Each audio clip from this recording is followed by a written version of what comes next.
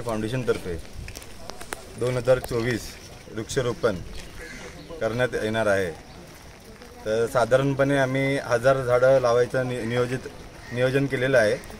आता वृक्षारोपणाला सुरुवात झालेली आहे। हे वृक्षारोपण संध्याकाळी 5 वाजेपर्यंत चालणार आणि बऱ्याचशा संस्थांचं याच्यामध्ये मला सहकार्य लाभतं आहे आणि बरीचशी तरुण पिढी माझ्यासोबत या कार्यक्रमात जॉईन झालेली आहे। आपण ह्या वर्षी तापमान बघितलेलंच आहे। पर्यावरणावर झालेला प्रादुर्भाव आपण अनुभवतोच आहे सर्व। तर त्या निमित्ताने आपण ह्या वर्षी 1000 झाडं लावणार आहोत। आपण दरवर्षी झाडं लावतो, आपला 3रा वर्ष आहे झाडं लावायचा। धन्यवाद। माजी महापौर कल्याणी ताई पाटील फाउंडेशनच्या वतीने सातत्याने गेले 2-3 वर्षापासून धनराज पाटील आणि त्यांचे सर्व सहकारी वृक्षारोपणाचा कार्यक्रम करतात। ते आज ह्या वर्षी देखील त्यांनी 1000 झाडं लावण्याचा उपक्रम त्यांनी या ठिकाणी आयोजन केलेला आहे आणि सर्व कॉलेजचे विद्यार्थी आणि अनेक संस्था याच्यामध्ये सहभागी झालेल्या आहेत। आज तुम्ही जर बघितलं असेल तर ह्या पूर्ण भारतामध्ये किंवा या पूर्ण जगामध्ये वातावरणाच्या निमित्ताने सगळीकडे टेम्परेचर वाढलेलं आहे। आज मुंबईचं जे टेम्परेचर जे 32-35 किंवा 36च्या मॅक्सिमम 36 असायचं, आज 43-42 आणि 45 डिग्रीपर्यंत जायला लागलं। दिल्लीचं टेम्परेचर साधारण 53 डिग्री जायला लागलं।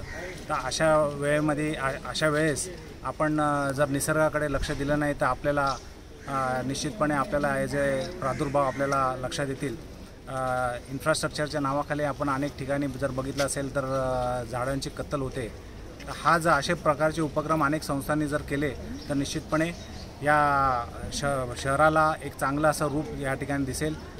जी ग्रीनरी आज तुम्ही बघितलं सगळं चाळीचं साम्राज्य किंवा बिल्डिंगचं साम्राज्य आहे, तर अशा ठिकाणी जर ग्रीनरी जर वाढली तर चांगलं असं निसर्ग आपल्या ठिकाणी इथं येईल। आपलं जे टेम्परेचर आहे त्या निमित्ताने कमी होईल आणि येणाऱ्या काळामध्ये आपल्याला हे जे चांगले फायदे होतील।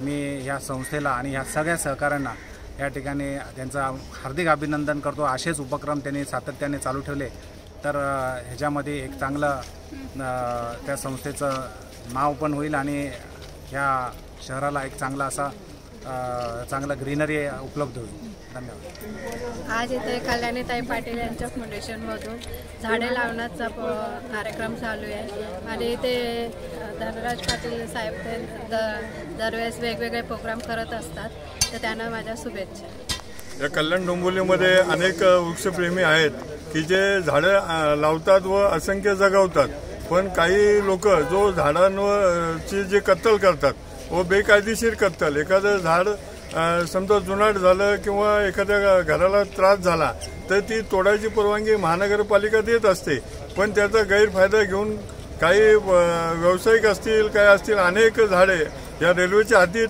कमीत कमी 150 ते 200 झाडे जे पुरातन होते 30-40 वर्षापूर्वीचे होते असे रेल्वेचे झाडं सुद्धा तोडलेले आहेत। त्याच्याकडे प्रशासनाचं जे दुर्लक्ष आहे त्याचा मी जाहीर निषेध करतो व यापुढे वृक्षप्रेमी सर्व मिळून एक मोठं जनआंदोलन या कल्याण डोंबिवली महानगरपालिकेच्या या गलथान कारभारावर आम्ही नक्कीच करू ही आश्वासन देतो।